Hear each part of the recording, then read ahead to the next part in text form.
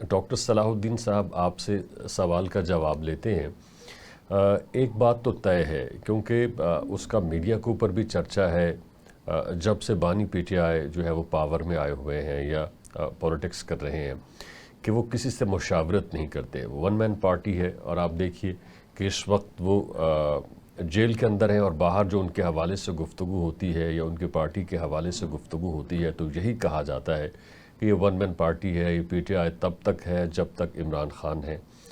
اور جب وہ سائڈ پہ ہو جائیں گے تو پھر یہ پارٹی بھی ختم ہو جائے گی. اس سے سیدھی جو بات سمجھ میں آتی ہے وہ یہی ہے کہ اس پارٹی کے اندر کوئی مشاورت کا عمل نہیں ہوتا، یعنی جو بانی پی ٹی آئی نے کہہ دیا اسی کے اوپر سب کو منوان عمل کرنا ہوگا. آپ کیا سمجھتے ہیں کہ جو پولیٹیکل پارٹیز ہوتی ہیں وہ اس طرح سے سروائیو کر سکتی ہیں، چل سکتی ہیں کہ جب تک ان کے اندر کوئی مشاورت کا عمل نہ ہو اور کسی بھی مدعے کے اوپر بات چیت نہ کی جائے؟ ظاہر ہے پریشانی تو پارٹی کے لیے بہت ہوگی.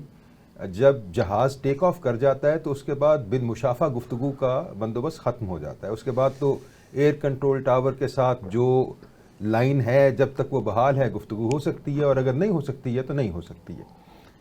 تو جو موجودہ صورتحال ہے، کسی اور پولیٹیکل پارٹی کے پاس اپنے لیڈرشپ سے ملنے میں جو دقتیں پاکستان تحریک انصاف کو ہیں وہ تو ظاہر ہے کسی اور کو نہیں ہے. اور اس کے باوجود اگر اس کا زور شور یہ ہے کہ تمام گفتگو اس کے گرد گھوم رہی ہے تو یہ بھی بذات خود ایک سوچ وچار کا معاملہ ہے. یہ جہاز جو ٹیک آف کر گیا ہے اور جس کا کنٹرول ٹاور سے مطلب جس طرح آپ ذکر کر رہے تھے کہ اپنے ہی پارٹی کے دیگر لیڈر سے گفتگو نہ ہو سکنا اگر ایک طرف ایک مسئلہ ہے تو دوسری طرف یہ مسئلہ تو تمام پولیٹیکل پارٹیز کے اندر جہاں مہذب معاشرے جنہیں ہم کہتے ہیں وہاں اگلی لیڈرشپ پرانی لیڈرشپ کے ساتھ ایک کسی قسم کے کلیش میں تو موجود رہتی ہے. تو فی الحال صورتحال یہ ہے کہ عمران خان چاہے وہ ساری پولیٹیکل ایلیٹ جو پی ٹی آئی کی ہے وہ متفق بھی ہو جائے اور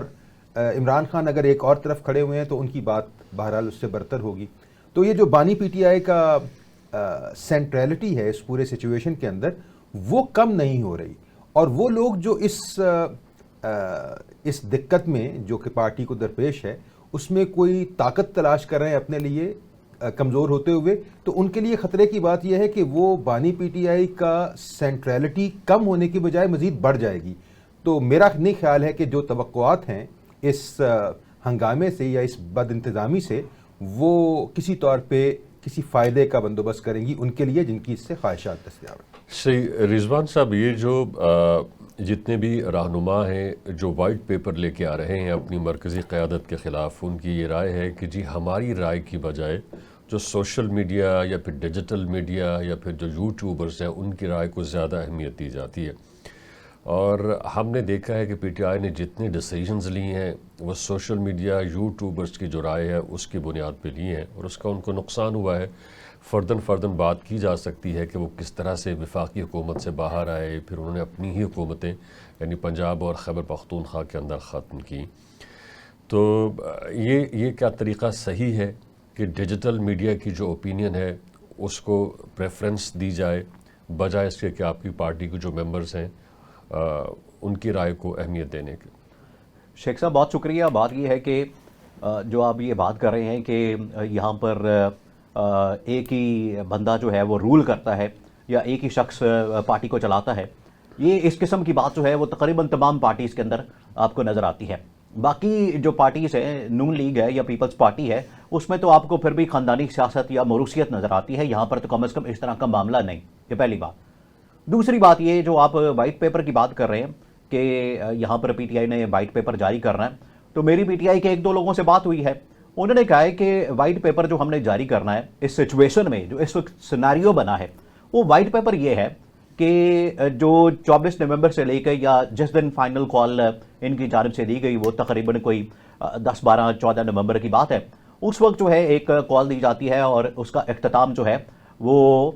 ظلم اور جبر کے اوپر ہوتا ہے 26 نومبر کو ڈی چوک سانے کی شکل میں.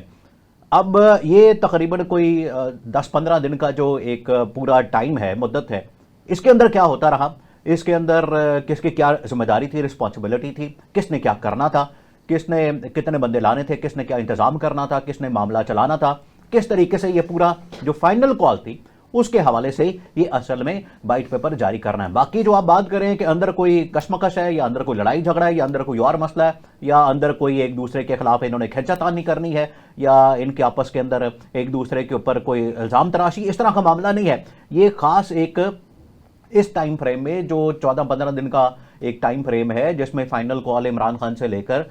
26 नवंबर तक ये इसको डिटरमिन करना है। और ये हर पार्टी के अंदर तो आपको, दूसरी पार्टियों के अंदर तो आपको ये भी नहीं नजर आएगा, नून लीग के अंदर तो आपको कुछ भी नजर नहीं आएगा, ना पीपल्स पार्टी के अंदर इस तरह की कोई बात नजर आएगी। तो ये इसके ज्यादा जमहूरी होने का सबूत है कि अंदर लोग डिस्कशन कर रहे हैं, अंदर लोग बात कर रहे हैं। और ऑपोजिशन की सियासत तो खास तौर पर पीटीआई कर रही है, ऑपोजिशन की सियासत तो कभी नून लीग या पीपल्स पार्टी ने की नहीं, तो उनको शायद इस चीज का अंदाजा नहीं, उन्होंने हमेशा हुकूमत की सियासत की है। डॉक्टर साहब, ये रिजवान साहब ने एक तस्करा किया है कि जी मोरूसी सियासत जो है इस वक्त दीगर पॉलिटिकल पार्टीज़ के अंदर मौजूद है और पीटीआई उसका हिस्सा नहीं है। हमने देखा है कि जो बानी पीटीआई हैं वो जलसे जुलूसों में मोरूसी सियासत के ख़िलाफ़ बात करते रहे हैं और इन पार्टीज़ का भी वो तस्करा करते रहे हैं जो इस वक्त मेन स्ट्रीम है हमारे मुल्क के अंदर। मगर जब उनके ऊपर उफ्तादान पड़ी तो उनको रेस्क्यू करने के लिए भी उनके घर से कुछ अफराद को सामने आना पड़ा, मसलन अलीमा खान साहिबा को, मसलन बुशरा बीबी साहिबा को, जिनके मुताल्लिक कहा जाता है कि वो डील के नतीजे में बाहर आई हैं और इस वक्त वो जो कुछ भी कर रही हैं सियासी महाज के ऊपर ये सब कुछ तयशुदा है। तो एक तरह से उन्होंने भी तो अपने हाथ रंग लिए मोरूसी सियासत से। ज़ाहिर है मौरूसियत की कोई भी तवज्जी काबिल कबूल नहीं होनी चाहिए, लेकिन अगर हम मौरूसियत की ऐनक से देखें तो वो मौरूसियत नज़र आएगी। इस वक्त जो उस पार्टी की सूरत हाल है उसमें दिक्कत ये है कौन किसकी बात पे कितना एतबार करे। लीडर अंदर है, जो अंदर से बाहर आए उसकी बात में निस्फ सच माने तो वो निस्फ झूठ जो लगता है वो एक दिक्कत पैदा करता है। तो ऐसे में कोई ऐसा जो घर का बंदा हो, जिस तरह हमारा समाजी सिस्टम है, अगर तो आम हालात होते तो बहुत सारी आवाज़ें होती, लोग खुद ब खुद फैसला करते, ये एक आम सूरत हाल नहीं है। तो अगर उनकी बहनें आ रही हैं आगे, ये मामला, ये इल्ज़ाम उस वक्त ज़्यादा मौजू होगा और उसको बचा के रखना चाहिए और बिल्कुल शेम करना चाहिए किसी भी पॉलिटिकल पार्टी को जब वो अपने स्टेटेड पोजीशन से हटे। इस वक्त मैं नहीं समझता, इस वक्त मेरा ख्याल में जो स्ट्रगल बुशरा बीबी कर रही हैं वो वही है जो नवाज शरीफ साहब के लिए मरीम नवाज कर रही थी, जो नुसरत भुट्टो साहिबा ने की अपने शौहर के लिए, बाद में वो सियासत में भी आ गई। तो फिलफौर ये कहना कि अलीमा खान या उनकी दीगर बहनें बानी पीटीआई की या बुशरा बीबी जो सियासत में आ गई हैं, तो मेरा ख्याल ये मुनासिब नहीं होगा। अभी हमें इंतज़ार करना चाहिए, लेकिन कतान किसी भी सूरत में उनकी स्टेटेड पोजीशन से अगर वो डिविएट करते हैं तो उनसे सवाल होना ज़रूरी है। सही। मैं इसके ऊपर थोड़ा सा ऐड कर दूं, ये जो मौरूसी सियासत या ख़ानदानी सियासत की जो मैंने बात की और इस बात को आपने पकड़ा, बात ये है कि मौरूसियत और ख़ानदानी सियासत और ये अकरबा परवरी और ये अपने ख़ानदान चाचे मामे ताए को, इस वक्त तो आपको पता है मुल्क के अंदर जो एक सिस्टम चल रहा है वो चाचा भतीजी का चल रहा है।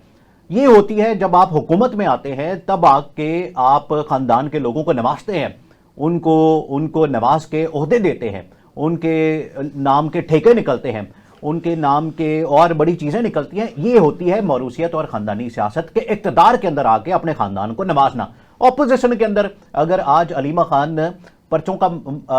सामना करती है, मुकदमों का सामना करती है, दहशतगर्दी जैसे मुकदमात का सामना करते हैं, लेकिन इमरान खान जब हुकूमत में था तो ये पूरा ख़ानदान जो है आपको ओहदों पर नज़र नहीं आ रहा था, ये फ़र्क है।